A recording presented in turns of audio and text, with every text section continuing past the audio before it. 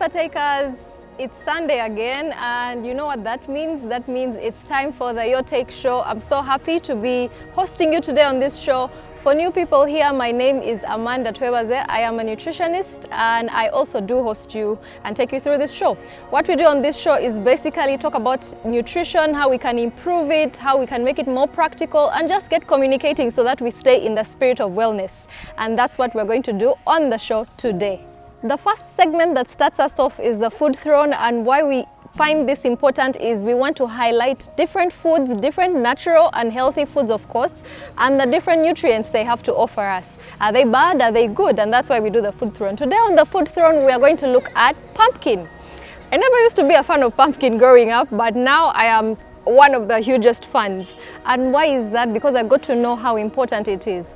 Now pumpkin is one of those foods that has low calories. It's a carbohydrate, but it has low calories. So if you're on a weight loss diet or a diet that needs for you to restrict yourself from eating too much carbohydrates, pumpkin is one really great one to go to.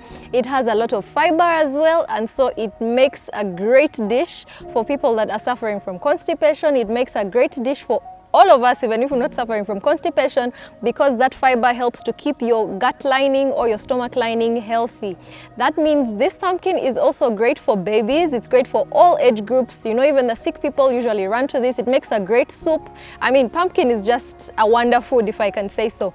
And then when it comes to pumpkin also, it's so precious because you can eat almost all the parts of the pumpkin. I'm sure you have ever tasted or eaten pumpkin with its peels, cooked with its peels. I am sure you have seen pumpkin seeds that are being eaten. I am sure you have seen pumpkin leaves that are being eaten. We used to call it a shwiga in my language, and I really loved that, particularly with groundnuts. So that's one very exciting thing about pumpkin as well. It has all parts edible. If you have space, find a place that you can drop your pumpkin seeds and then start to grow your own pumpkin. Maybe one not very bad side, but one thing you might want to take note of is for the seeds, you might have to, you know, dry them up or roast them a bit so that they are more palatable or something that you can actually eat, because some people may not find them easy to eat when they are raw. So you might want to first roast them, or you know, or at least dry them up under the sun. So that's pumpkin for us. It also has lots of vitamins and minerals, so we need to have this because your skins will be greater, because your hair will be greater if you have pumpkin. So let's do more pumpkin in our lives. That's important. Now let me tell you how you can connect with me on my social media platforms as we go through this show, even because it's important that you send in your own questions. The first social media platform is Instagram. My Instagram handle is Food Witness. On YouTube, I do have a YouTube channel with, you know, health content still or wellness content, and the YouTube channel name is Amanda Twebaze Nutritionist. There is a Facebook page. If you're not yet on that page, you are lagging behind. I'm sorry to say so. The page name is Amanda Twebaze Nutritionist. On WhatsApp, you can also send those inquiries on my number. That's 0782152610. Now that we are done with the social media platforms, how about we go into our next segment, which is the discussion room.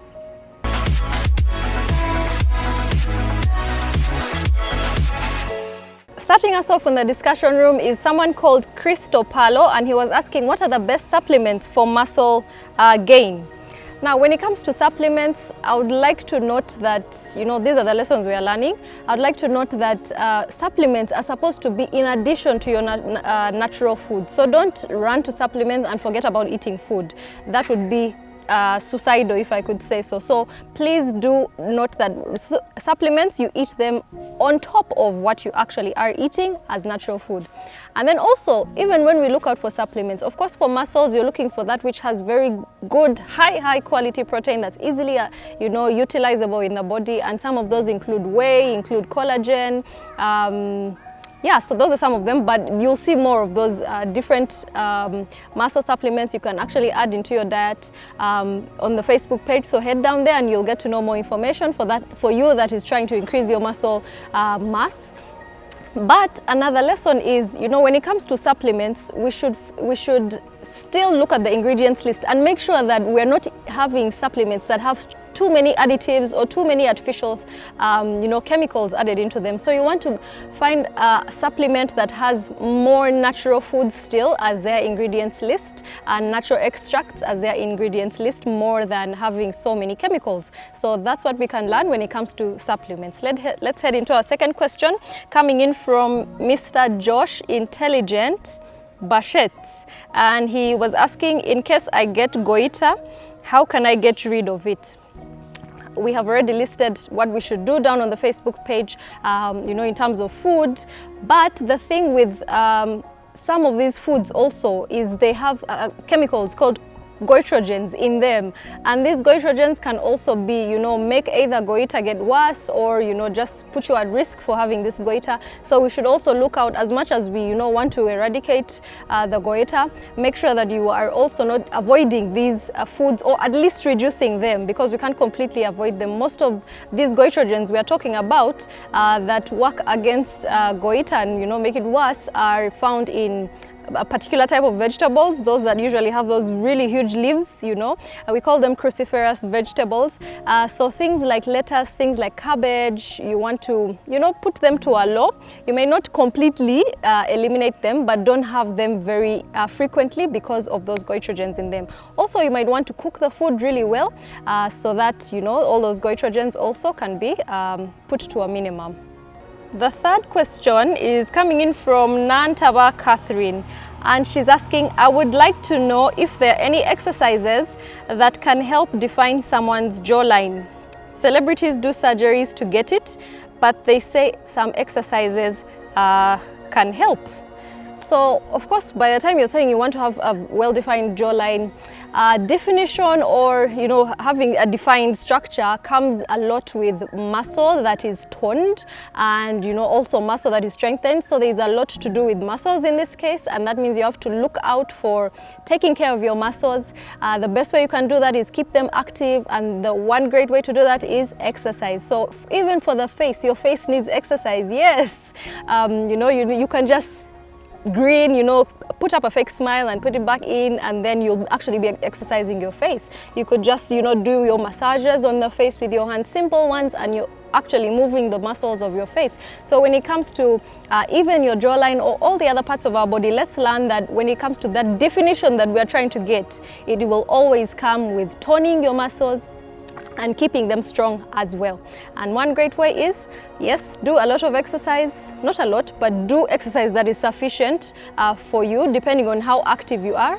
And then also eat foods that actually protect your muscles. So eat foods that have a lot of magnesium, eat foods that have a lot of calcium, things like dairy products, things like nuts and seeds are really important for your muscles. So don't forget to do that as you take care of your skin or facial muscles, and also get that jawline defined. Our second last question today comes in from, this one is from an anonymous person, I think. And they were asking, I am a student of Rubaga Nursing School. I am having a problem of dozing in class. Can you please advise me on what to do to stop this, because it's embarrassing? One of the causes of us dozing is if our bodies are so overloaded with internal work to do, and one of the main ways that we always overload our bodies is food. You give your body so much work to do because the meals you are eating are very heavy. We should be eating light meals, and a little more frequently, but light meals, so that you don't get your body to a point where its metabolism is so slow, and then also your body becomes sluggish, and that's why you may find that you want to sleep, you're fatigued, you're tired, you're moody, your hormones are all over the place. So one very simple way that you might want to help yourself is eat very light meals. I mean, eat smaller sized meals, and ensure that you're not eating meals that need so much digestive work. So things like high protein foods, might take some time when it comes to digestion. You might want to reduce that. You might want to include a lot more vegetables into your menu of meals. And then also having water is really, it's some sort of rejuvenation. Water and herbal teas help to rejuvenate you, especially if you're choosing the right teas, for example green tea, for example, you know, even having coffee. And then detox water, I mean, you know, you're adding vegetables into your water. Say you add a cucumber, or you add mint, or you add parsley into your water, and that's a detox water. So those are some of the things that might help you stay afloat and keep alert instead of dozing in class.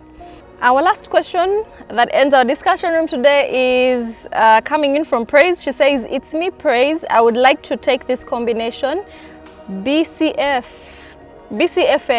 stroke math to become a nutritionist. Is it fine?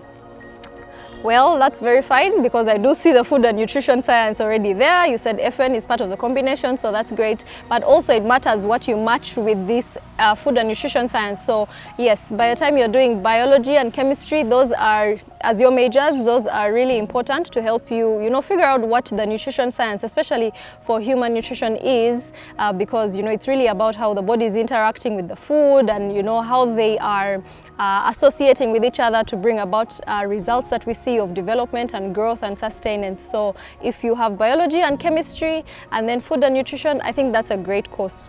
For math, you might want to do it, you might want to add something, another subject instead, but as long as you have food and nutrition, biology and chemistry, I think you're good to go.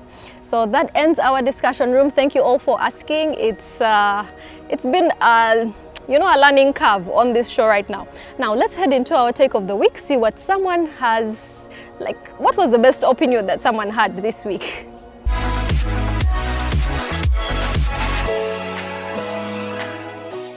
So the take of the week is coming in from two people this time. The question was asked on the Facebook page. I told you it's a very engaging page, so you better head down there. The page name is Amanda Tweba Z-Nutritionist. Instagram is Food Witness. YouTube is Amanda Tweba Z-Nutritionist as well. On WhatsApp, it's 0782152610.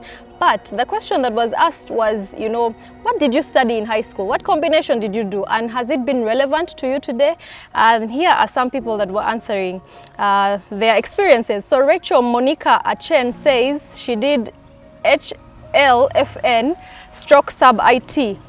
She says the food and nutrition is all I am benefiting from, but doing history was a loss.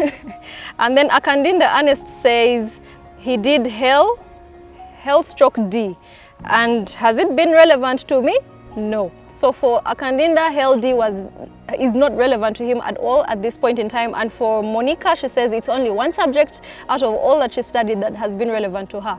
So I feel like this is something that, you know, we need to work on as the education system. You know, there's something that has to be changed and done so that what we are studying is actually relevant to who we can become in the future and to what the society actually needs where we are. We might be studying things that are required for, you know, another continent, and yet we are here in Africa, and, you know, we have slightly different problems that need different, you know, tactics to solve them. So I do really feel that even parents, I think all stakeholders actually, parents, the students themselves, the teachers should come together and, you know, think of a way that propels for, you know, our students to actually do, first of all, what they are passionate about, and then also where their best, you know, ability lies, but also what would help them to, you know, make something out of themselves instead of getting frustrated like we have seen so many students become as soon as they are finished with school. So yeah, let's think about that as well. As we end our show today, I'm going to take you through the wellness quote, which is my parting gift as I say my bye-byes.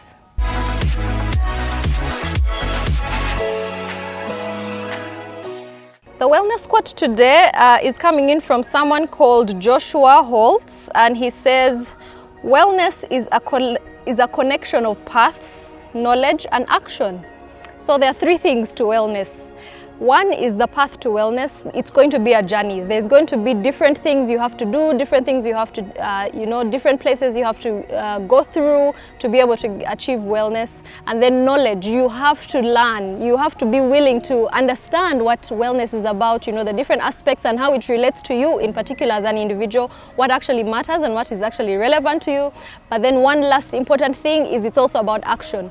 You may know everything, you may have so much knowledge, you may, have gone through the journey, but if you're not willing to keep acting out on what you have learned or gotten to know, then wellness is not going to benefit you, because all you'll do is be, a PhD of knowledge, and then you're just seated aback. So yes, when it comes to wellness, let's remember that it is the paths, it is the knowledge, but it is also the action that is very important to help us achieve wellness. That comes in from Joshua Holtz.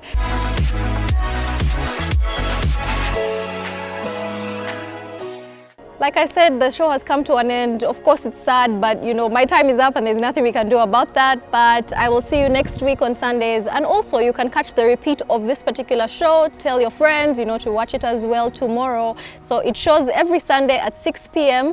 But also the repeat can be caught on Mondays at 10:45 a.m. Well, that was it from me and my crew. I'm so grateful that you have been a part of the show today. Until next week, bye-bye.